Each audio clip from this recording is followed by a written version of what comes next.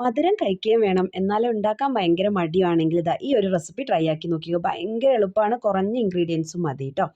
അപ്പോൾ അതിന് വേണ്ടിയിട്ട് 2 മുട്ട ഒരു പാത്രത്തിലേക്ക് പൊട്ടിച്ചൊഴിക്കണം. ഇനി ഇതിലേക്ക് ഒരു നുള്ളു ഉപ്പും കൂടെ ചേർത്ത് കൊടുക്കാം. ഇനി കുറച്ച് വാനില എസൻസ് ആണ് ഒഴിച്ചു കൊടുക്കുന്നത്. അപ്പോൾ ഏലക്കാപ്പൊടി ഉണ്ടെങ്കിൽ നിങ്ങൾക്ക് അത് ചേർക്കാം. ഇനി അതില്ലെങ്കിൽ വാനില എസൻസ് യൂസ് ചെയ്യാം കേട്ടോ. ഏതെങ്കിലും ഒന്ന് ചേർത്താൽ മതി. എന്നിട്ട് നന്നായിട്ട് ഇതിനൊന്ന് ബീറ്റ് ചെയ്തെടുക്കണം. നല്ല രീതിക്ക് തന്നെ മിക്സാക്കി എടുക്കുക കേട്ടോ. അപ്പോൾ നന്നായിട്ട് മിക്സാക്കി കഴിഞ്ഞാൽ ഇനി ഇതിലേക്ക് ഞാൻ ശർക്കര പാനിയാണ് ചേർത്ത് കൊടുക്കുന്നത്. അപ്പോൾ ഇതൊരു 5 ടേബിൾ സ്പൂൺ ഉണ്ടാവും. ഓവർ ആവരുത്, ഓവറായാൽ മധുരം കൂടിപ്പോയാൽ ഇത് ടേസ്റ്റ് ഉണ്ടാവില്ല. അപ്പോൾ 2 മുട്ടയ്ക്ക് ഒരു 5 ടേബിൾ സ്പൂണൊക്കെ മതിയാവും.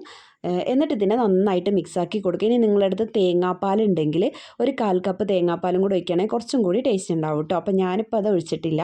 പിന്നെ ഒരു പാത്രം എടുക്കുക, അതിലേക്ക് ഇതുപോലെ നെയ്യോ എണ്ണയോ എന്തെങ്കിലും ഒന്ന് ബ്രഷ് ചെയ്ത് കൊടുക്കുക.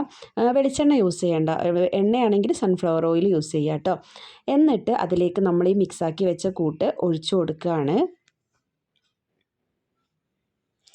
ഇനി ഇതിനെ നമുക്ക് ആവിയിലൊന്ന് വേവിച്ചെടുക്കണം. അപ്പോൾ നമ്മളിപ്പോൾ ഇത് പാത്രത്തിലേക്ക് മാറ്റിയിട്ടുണ്ട്. ഇനി നമുക്കിത് നല്ല തിള വന്ന ആവി ചെമ്പിലേക്ക് വെച്ച് കൊടുക്കാം.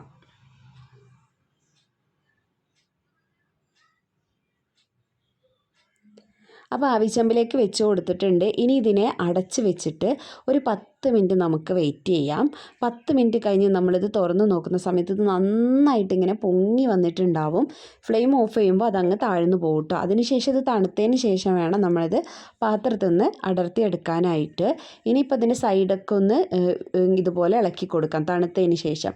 എന്നിട്ട് നമുക്കൊരു പ്ലേറ്റ് വെച്ച് അതിലേക്ക് തിരിച്ചിട്ട് കൊടുത്താൽ നല്ല അടിപൊളിയായിട്ട് വായിലിട്ടാൽ ഇങ്ങനെ അലിഞ്ഞിറങ്ങുന്ന സ്നാക്ക് അല്ലെങ്കിൽ പുഡിംഗ് എന്ന് പറയാം.